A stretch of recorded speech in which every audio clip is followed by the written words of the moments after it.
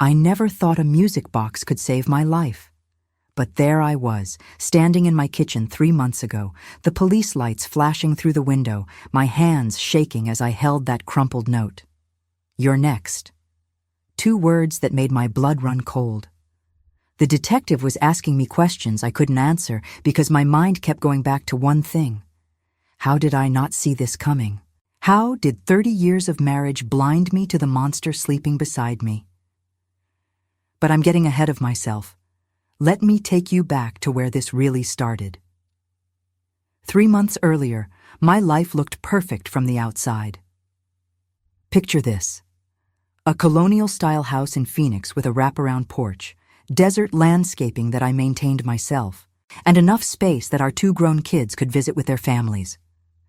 My husband Richard worked in commercial real estate, always busy, always stressed, but I told myself that was normal.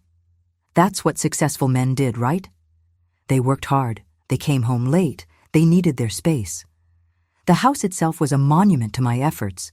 I had spent years perfecting every corner of it. The living room had cream-colored walls that I repainted every 3 years to keep them pristine. The kitchen cabinets were organized with military precision, every spice jar labeled and alphabetized, because Richard couldn't stand disorder. The hardwood floors gleamed so brightly you could see your reflection in them. I polished them every week on my hands and knees. Because Richard said the cleaning service never did it right. Our neighbors probably thought we had it all figured out.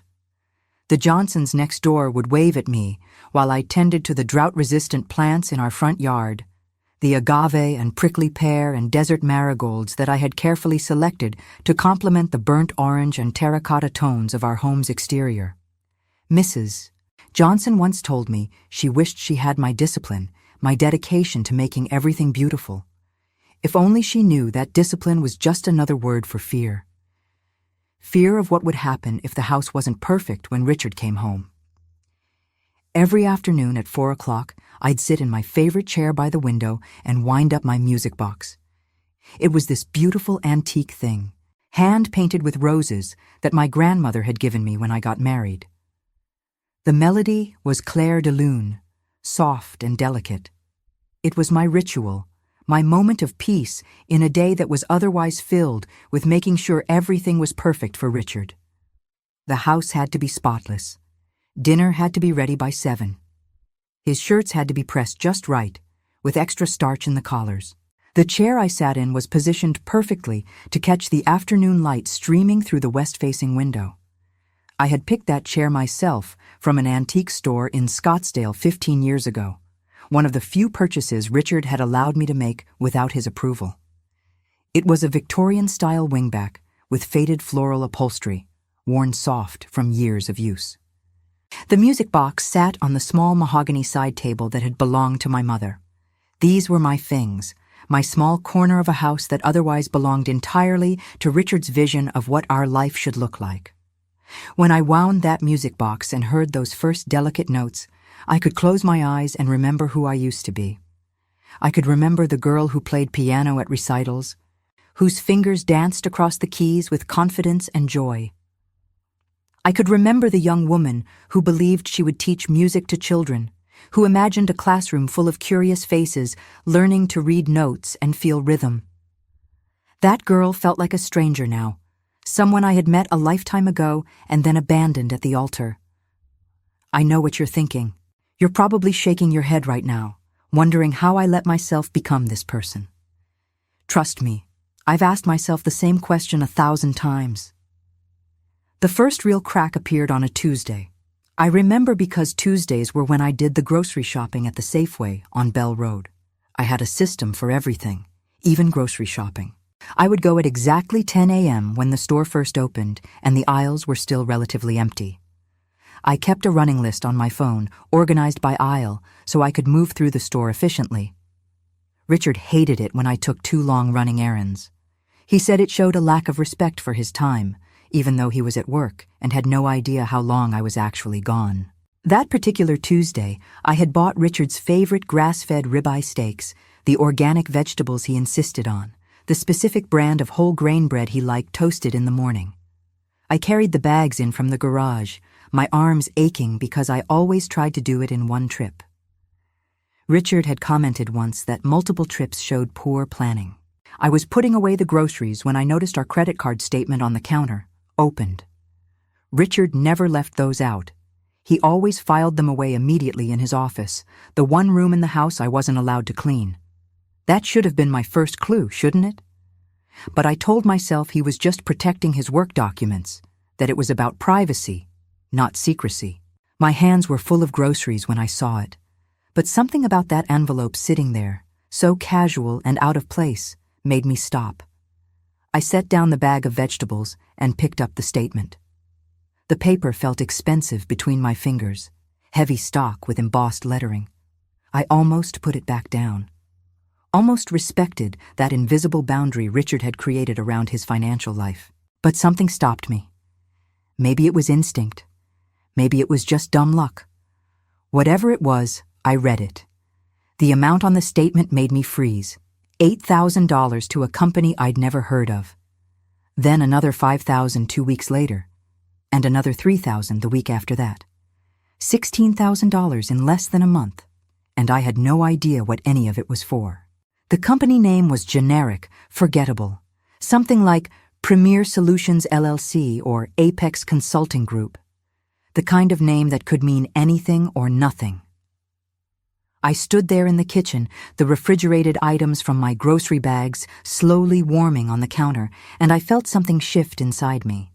It was subtle, like the first tremor before an earthquake, a small crack in the foundation of my carefully constructed denial. When Richard came home that night, I asked him about it. I was gentle, casual, like I was asking about the weather.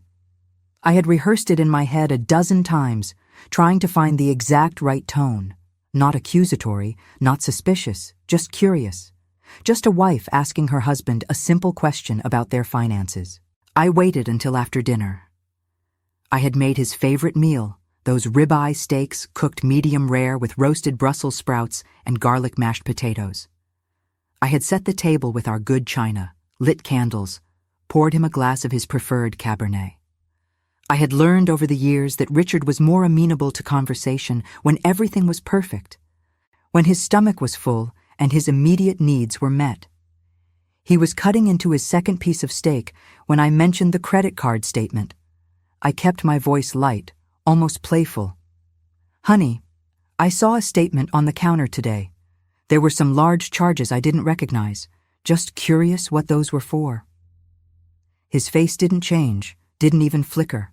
That should have scared me right then. The complete absence of surprise, of guilt, of any normal human reaction to being questioned about spending $16,000. Instead, he just kept chewing his steak, methodical and calm. He told me it was a business investment, something that would pay off big in a few months. He kissed my forehead and told me not to worry my pretty head about it. Those were his exact words. "Don't worry your pretty head." I wanted to believe him. God, I wanted to believe him so badly, because the alternative meant facing something I wasn't ready to face.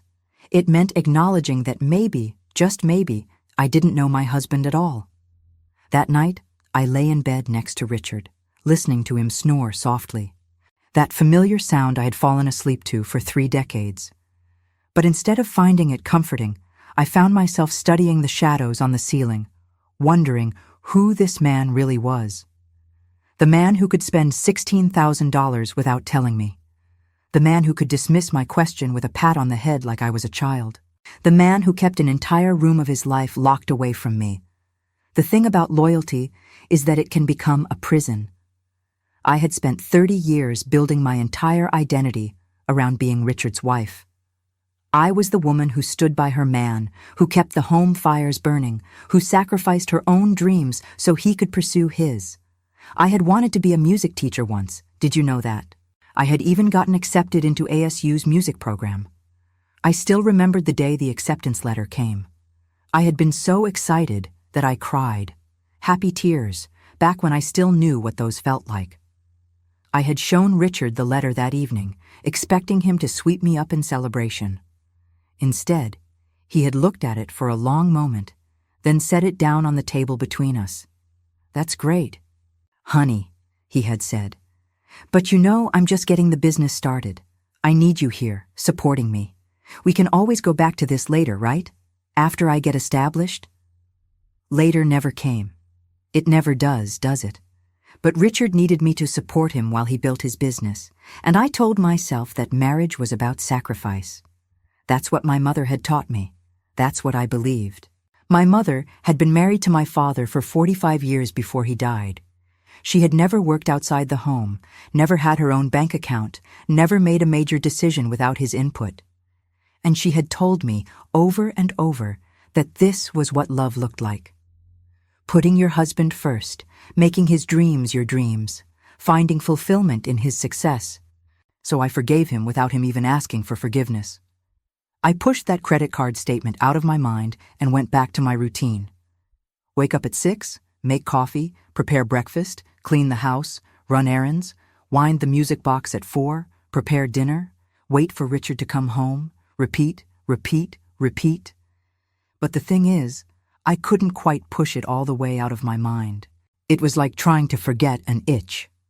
The more I tried not to think about it, the more it nagged at me. I found myself watching Richard more carefully, noticing things I had trained myself not to see, like how he always tilted his phone away from me when he checked it, how he had started taking calls in his office with the door closed, even on weekends, how he sometimes came home smelling like perfume, but not mine, a sweeter scent, younger. When I asked about it once, he said it was from a client meeting, said the woman wore too much perfume and it got on his clothes. Reasonable explanation. Except I never remembered him mentioning female clients before. But here's the thing about cracks. Once they start, they don't stop. They spread, slow and insidious, until the whole foundation crumbles. A month later, I found another statement. This time, it was for $23,000, all to the same mysterious company. I couldn't ignore it anymore. The numbers were too big, too frequent, too unexplained. I tried to look up the company online, but there was nothing. No website, no address, nothing. It was like it didn't exist. I searched every variation of the name I could think of. I checked the Better Business Bureau, LinkedIn, business registries, nothing. How does a company that receives tens of thousands of dollars leave no digital footprint? I confronted Richard again, but this time I wasn't gentle. I demanded answers. I told him I had looked up the company and found nothing. I told him I needed to know what was going on with our money. Our money. I actually believed it was ours back then. And you know what he did? He laughed. Actually laughed, like I had told him a joke. It was a cold sound, devoid of humor, a laugh meant to diminish, to mock. Then his face went cold, colder than I'd ever seen it. His eyes, which I used to think were warm brown, looked almost black in that moment, hard and impenetrable. He told me I was being paranoid, that I was imagining things, that maybe I should see a doctor about my memory because clearly something was wrong with me. He said it was concerning that I couldn't remember conversations we'd had about these investments. He said he was worried about me, that maybe the stress of keeping up the house was too much, that maybe I needed medication for anxiety. Have you ever doubted your own sanity? Have you ever had someone you love look you in the eye and make you question reality itself? That's what gaslighting feels like. It's not dramatic or obvious. It's subtle, a slow erosion of your confidence until you can't trust your own thoughts anymore. For 3 days after that conversation, I actually wondered if he was right. Maybe I was losing my memory. Maybe we had discussed these investments and I just couldn't remember. I was 53 years old. Was this early onset dementia?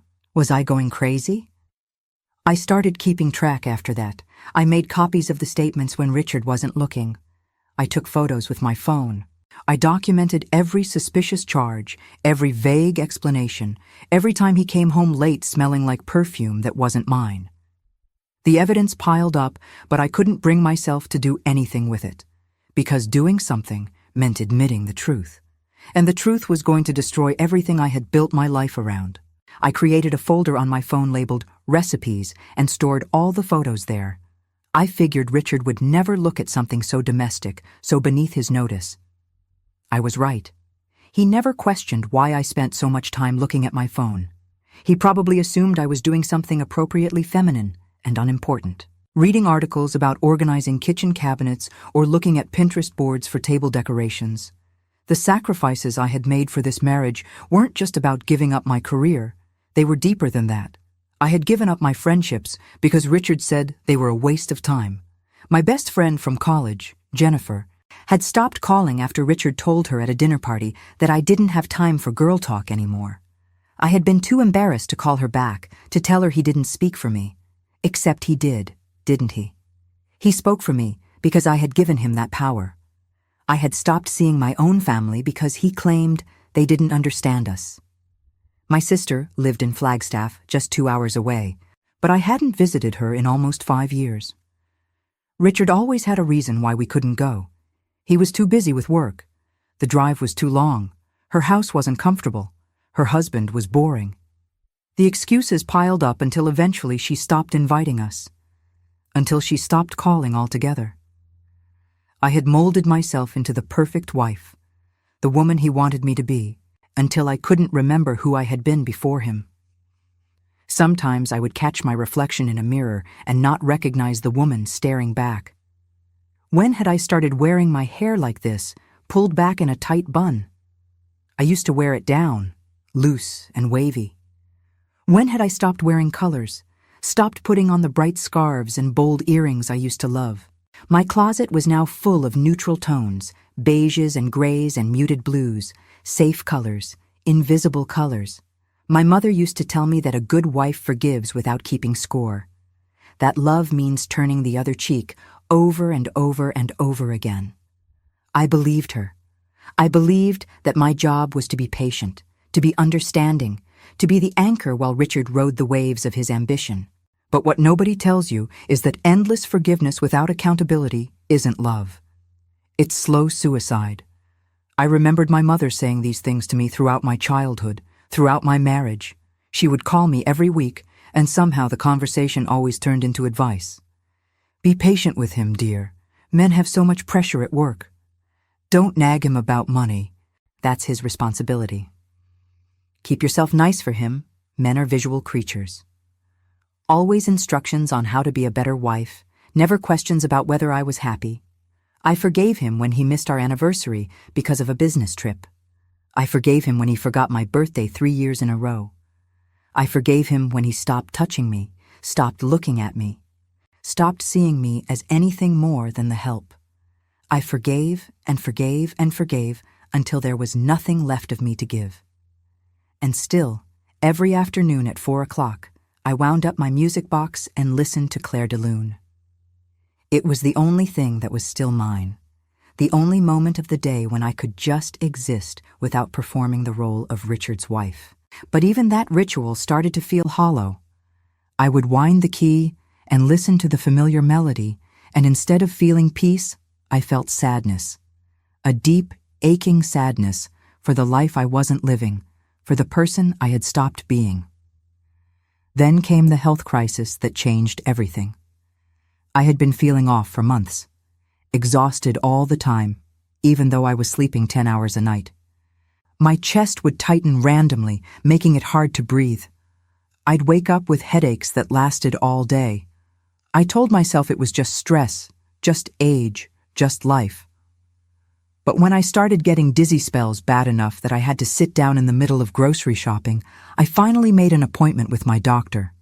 The dizzy spell that finally scared me happened in the cereal aisle. One moment I was reaching for Richard's preferred brand of granola, and the next moment the floor was tilting beneath me. I grabbed the shelf to steady myself, knocking several boxes to the floor. An employee rushed over, asking if I was okay, if I needed to sit down. I could see other shoppers staring, could feel their concern and judgment mixing in their glances. The woman who couldn't even grocery shop without causing a scene. I sat on a chair in the store manager's office for 20 minutes before I felt steady enough to drive home. The manager, a kind woman in her 30s, insisted on walking me to my car. She asked if there was anyone she could call. I told her no, I was fine. It was probably just low blood sugar. But we both knew that was a lie. Doctor, Martinez had been my physician for 15 years. She knew me, really knew me, in a way that few people did anymore. When she looked at my test results, her face fell. My blood pressure was dangerously high. My cortisol levels were through the roof. I was showing signs of chronic stress that she said were consistent with someone living in a constant state of fight or flight. She didn't mince words. She showed me the numbers, explained what they meant. She said my body was eating itself from the inside out, that the stress was literally killing me, that if I didn't make changes, I was looking at a stroke or heart attack within the next few years, maybe sooner. She asked me point blank, "What's going on at home?" And I broke. Right there in her office, I broke down and told her everything. The money, the gaslighting, the loneliness, the feeling that I was slowly disappearing. She listened without interrupting, and when I was done, she said something I'll never forget. She said, "Your body is trying to tell you what your mind won't accept. You're not sick. You're surviving." Those words hit me like a physical blow, because she was right. My body was screaming what I refused to hear. "Get out. You're not safe here. This is killing you." I later learned that violence accusations rarely affect the abuser's chance of winning custody. When Dr. Martinez mentioned this to me, explaining that even if I spoke up about the financial abuse, even if I documented everything, there was a good chance Richard would face no consequences. It felt like a punch to the gut. What kind of world do we live in where the truth doesn't matter? Where evidence isn't enough? It's terrifying, isn't it? Knowing that the system designed to protect us can so easily fail. Dr. Martinez had seen cases like mine before. She had patients who had documented years of abuse, who had hospital records and police reports and witness testimony, and still lost everything in divorce court. Still had to share custody of their children with their abusers. Still watched their ex-partners walk away with no real consequences. She warned me that I needed to be strategic, that documentation was important, but not enough, that I needed a lawyer who specialized in financial abuse, who understood the tactics abusers used, that I needed to be prepared for Richard to fight dirty, to use the system against me, to try to paint me as the unstable one. That night, I went home and sat in my chair by the window. But I didn't wind up the music box. For the first time in 30 years, I couldn't bring myself to do it. The thought of hearing that melody, of pretending everything was okay for just a few minutes, made me feel sick. The music box sat silent on the table beside me, and in that silence, I heard something I had been avoiding for years. I heard the truth. The ritual that had sustained me, that had given me those small moments of peace, suddenly felt like a lie. Because how could I find peace in the middle of a war zone? How could I pretend to be serene when my entire life was falling apart? That music box represented everything I had lost. The grandmother who gave it to me had believed I would have a happy marriage. That music would always be part of my life. She couldn't have known that the granddaughter she loved would become this hollow version of herself. I stopped playing the music box after that. It sat on the table, gathering dust, a symbol of everything I had lost. My marriage, my identity, my sense of self. All of it, silent and still, just like me. But here's what I didn't know then. That silence was about to save my life. It was a Sunday morning when everything changed again. I was at church, sitting in the back pew, like I always did. Richard never came with me anymore, said he was too busy, but I still went. It was one of the few things I did for myself. The sermon that day was about freedom, about breaking chains. The pastor was talking about how we sometimes imprison ourselves, how we build our own cages out of fear and obligation and misplaced loyalty. I felt like he was speaking directly to me, like God had written that sermon specifically for this moment. Every word hit home in a way that made my chest ache. There was a young woman sitting next to me, probably in her late 20s. I had seen her around before but never really talked to her.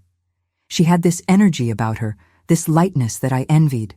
She wore bright colors, laughed easily, seemed completely comfortable in her own skin. Everything I wasn't. After the service, she turned to me and asked if I was okay. I must have looked as broken as I felt because I couldn't lie to her. I told her I was going through a difficult time, and instead of offering platitudes or empty comfort, she invited me to coffee. Just like that. A stranger who saw something in my face that made her reach out. We sat at a Starbucks on Tatum Boulevard for 3 hours. I told her things I had never told anyone. She didn't judge. Didn't offer advice I didn't ask for. She just listened.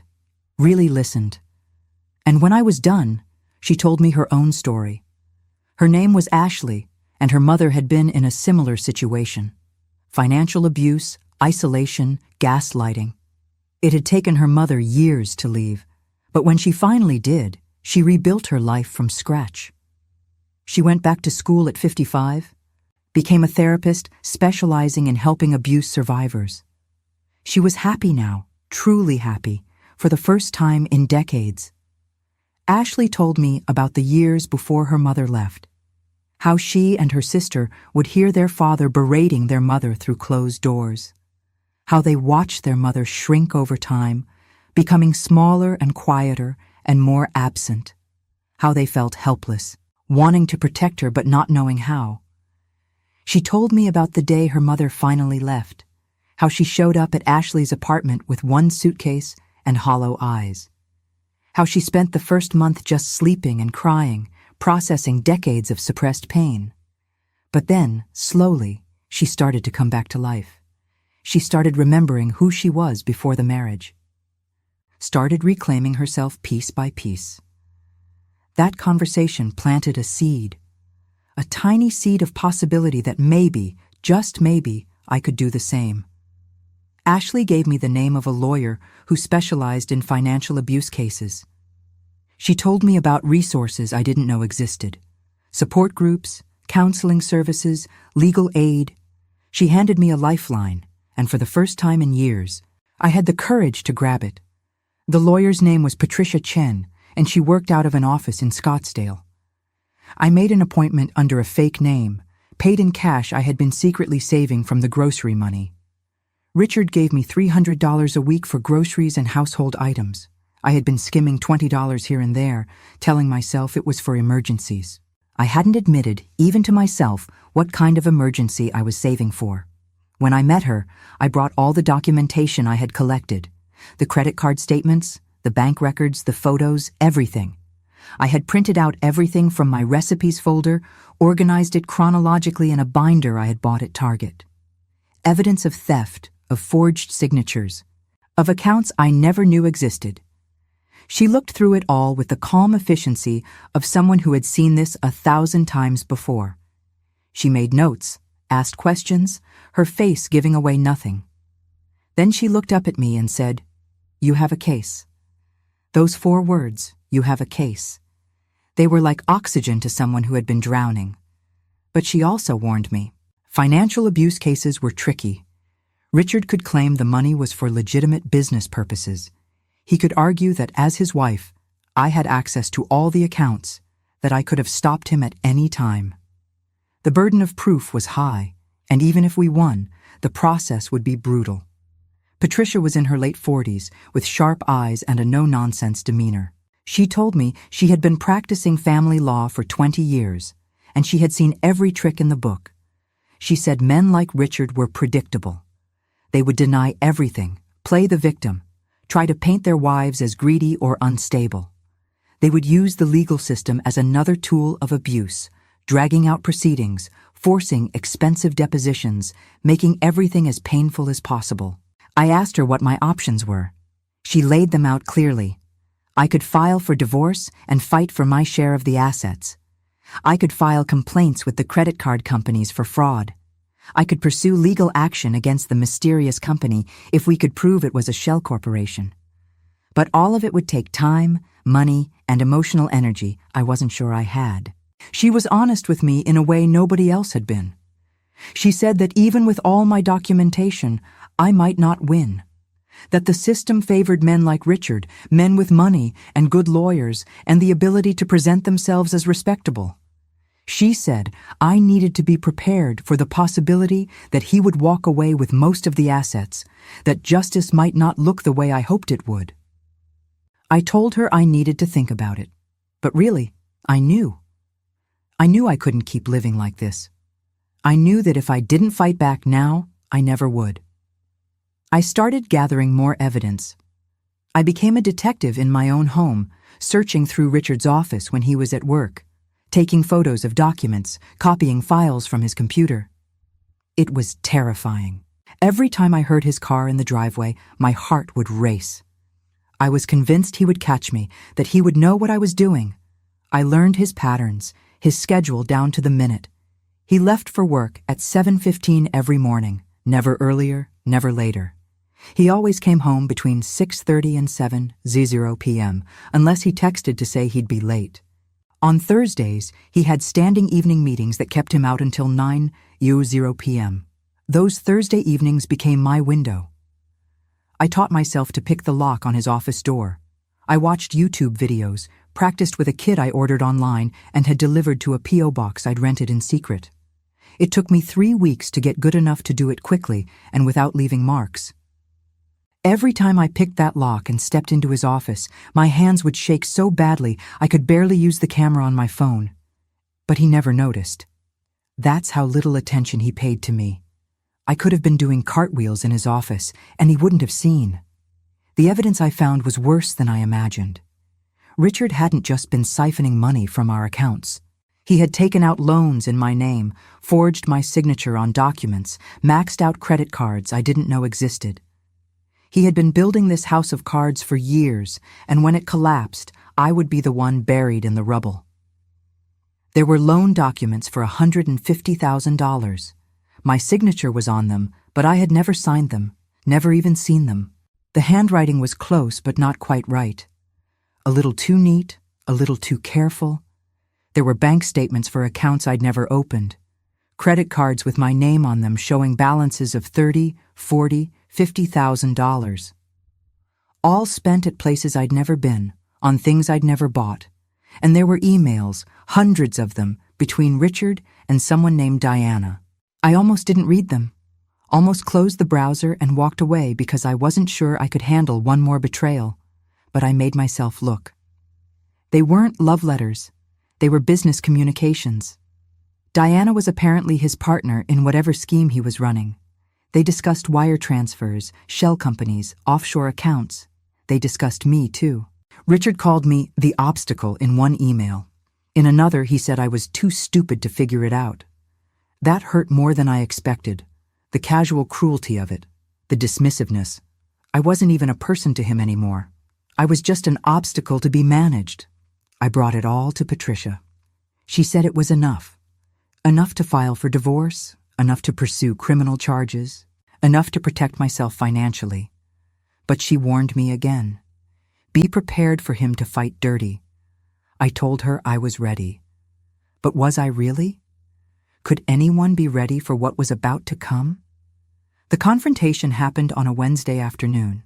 I had planned it carefully, choosing his office because I wanted him to feel as uncomfortable as I had felt for years. I wanted him on my territory for once, facing the truth he had been running from. Actually, that's not quite true. I wanted him in his office, his domain, because I wanted to take his power away in the place where he felt most powerful. I wanted him to know that nowhere was safe from the truth anymore. I walked into his office building downtown without an appointment. His secretary, Linda, tried to stop me. She stood up from her desk, her professional smile faltering. "Mrs. Patterson, you can't just—" But I walked right past her. I opened his office door and found him sitting at his desk on the phone, looking like he owned the world. The office was everything mine wasn't. Expensive leather furniture, floor-to-ceiling windows overlooking downtown Phoenix, awards and certificates lining the walls. This was Richard's temple, his monument to his own success, built, I now knew, on fraud and theft. He looked surprised to see me, annoyed even, like I was an inconvenience. He held up one finger, the universal gesture for wait, and continued his phone conversation. He actually made me stand there and wait while he finished his call, asserting his dominance even in this moment. When he finally hung up, he didn't apologize for making me wait. He just looked at me with mild irritation and said, "What are you doing here?" I put the folder of evidence on his desk. I told him I knew everything. The fake company, the forged signatures, the secret accounts. I told him I had filed for divorce and that my lawyer would be in touch. Do you know what he did? He smiled. Actually smiled at me like I was a child who had just told him she was running away from home. He said I was bluffing, that I didn't have the guts to leave him, that I needed him more than he needed me. He said no lawyer would take my case because I had no proof, that it would be his word against mine, and everyone knew I was unstable. That word. Unstable. He had been planting those seeds for years, telling our friends, our family, that I was forgetful, emotional, irrational, setting the stage for this exact moment. I later found out he had told our daughter I was showing signs of early dementia. Our son thought I was having a mental breakdown. Richard had spent years building a narrative that made me the unreliable one. But I didn't flinch. I told him the proof was in the folder. I told him to read it, to see for himself what I had found.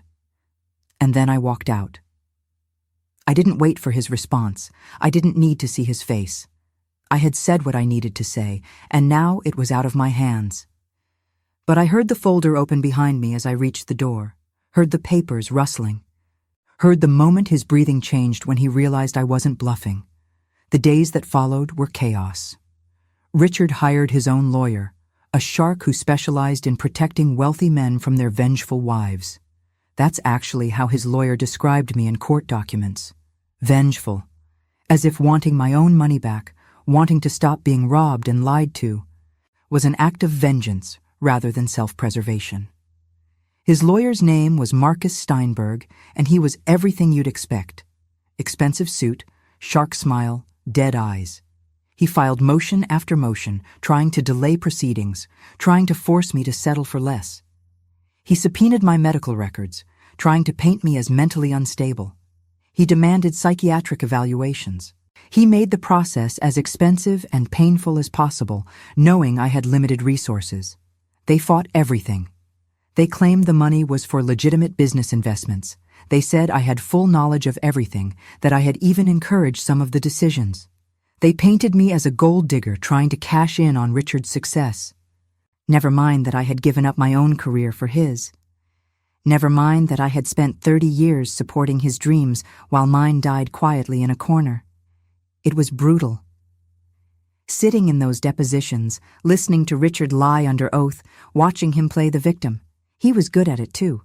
Convincing. If I hadn't known the truth, I might have believed him myself.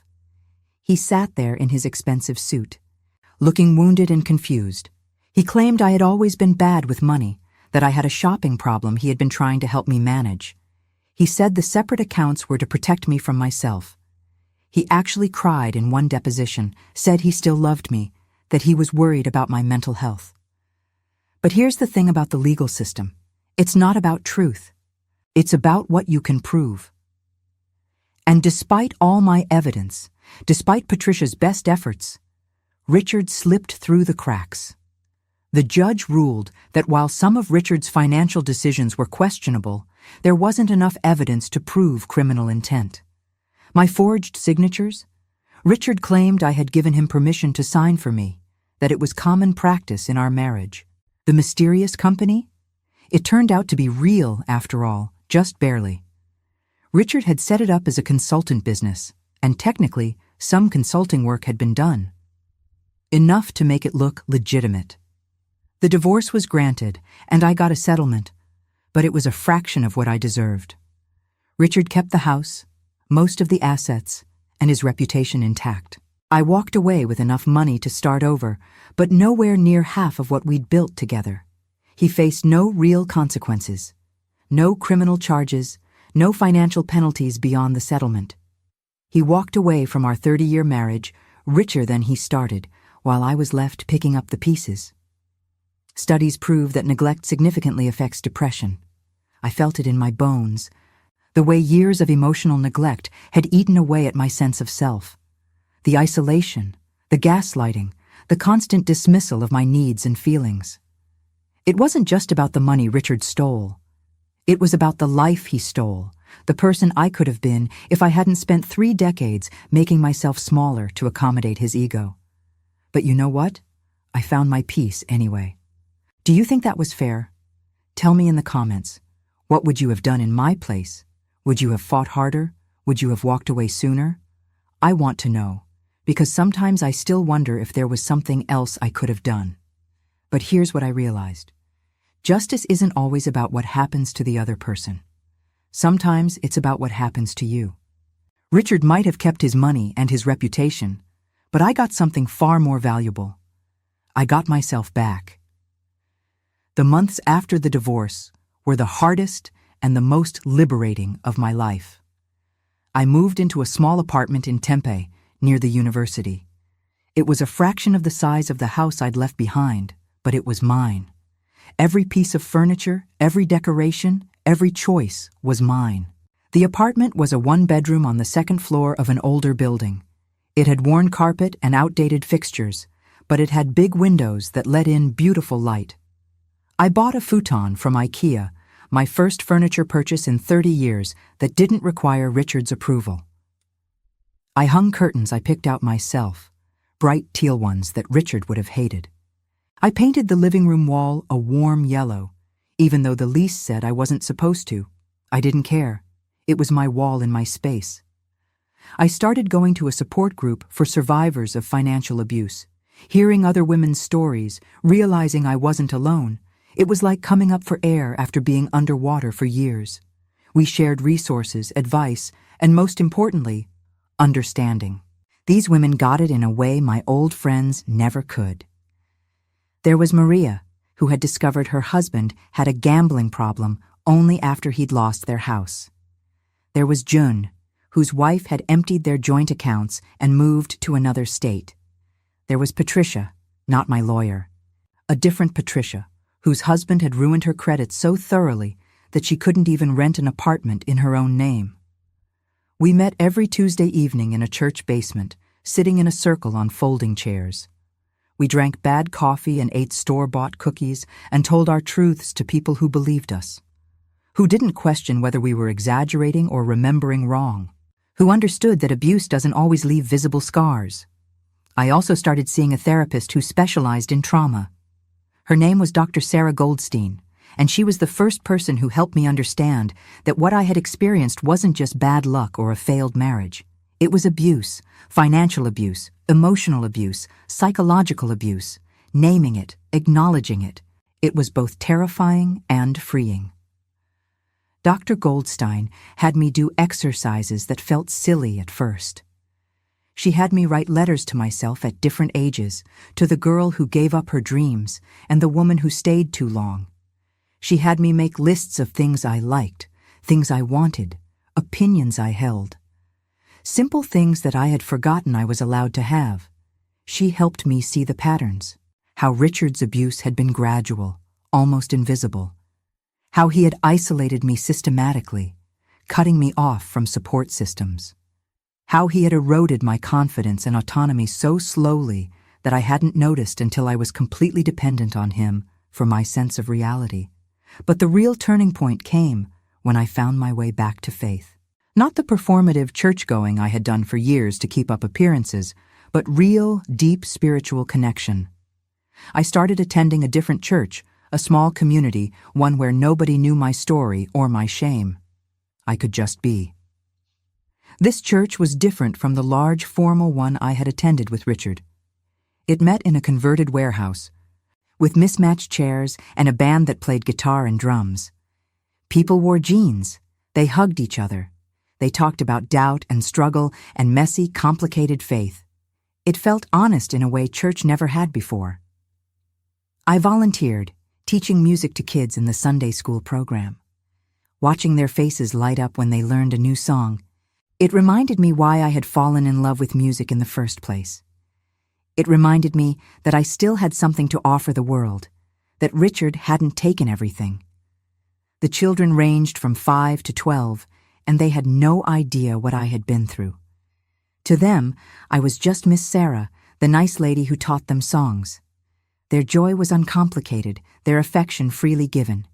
When they hugged me goodbye after class, I felt something I hadn't felt in years, needed in a healthy way, appreciated without condition. And one day, about 6 months after the divorce was finalized, I was unpacking boxes in my new apartment, and I found it, my music box. I had taken it with me, along with a few other personal items Richard didn't fight me for. It had been wrapped in newspaper, shoved in the bottom of a box, forgotten. I unwrapped it carefully, my hands shaking. The paint was chipped in places, the mechanism was stiff from disuse, but when I wound it up, it still played. Claire de Lune, soft and sweet and achingly familiar. I sat there in my tiny apartment, on my IKEA futon, in my yellow-painted living room with the teal curtains, and listened to it play. And for the first time in years, I cried tears that weren't from pain. They were from relief, from gratitude, from the realization that I had survived. The music box hadn't just been a ritual. It had been a promise to myself, a reminder that beauty still existed even in the darkest times. And now, in my new life, it could be that again. I started playing it every day, but not at 4 o'clock anymore. Not at any set time. Just whenever I needed to remember that I was more than what Richard had made me believe. More than a failure, more than a victim, more than the shell of a person I had become. Sometimes I played it in the morning with my coffee. Sometimes late at night when I couldn't sleep. Sometimes in the middle of the afternoon, just because. It was mine again, truly mine, not a moment stolen from a life that belonged to someone else. I was a survivor, and I was building something new. Before I end my story, I want to share something important I learned through all of this. Something I wish someone had told me 30 years ago. If you know someone who might be going through what I went through, please, don't wait for them to ask for help. Victims of financial abuse often don't even know they're victims. They think it's normal for their partner to control all the money, to make all the decisions, to keep them in the dark about finances. They think it's love, or trust, or just how marriage works. Here's what you can do. First, educate yourself about the warning signs. Does their partner control all access to money? Do they have to ask permission to spend? Are they isolated from friends and family? Do they seem anxious or fearful about financial matters? These are red flags. Second, offer support without judgment.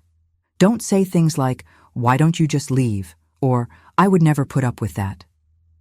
Leaving an abusive situation is incredibly complex, especially when finances are involved. Instead, say, "I'm here for you whenever you need me," or "That must be really difficult." Third, provide practical resources.